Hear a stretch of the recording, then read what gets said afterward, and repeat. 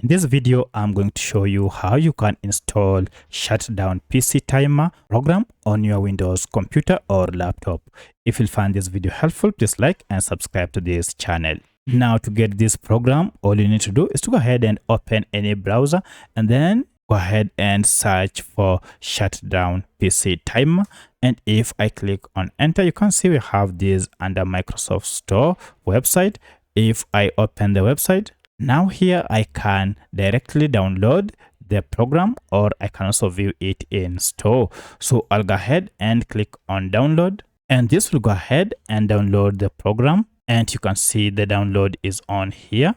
And once you are done, now you can see the file has been downloaded. Go ahead and click on the folder here, and this will open the installer file folder. You can see it is under downloads. To install it, now you need to go ahead and double click on it. And this will go ahead and check the system requirement to see if your computer meets the requirement, and then start gathering all the files needed before getting installed on your computer. And you can see the download from the store is on, and the file size is averagely 13 MBs.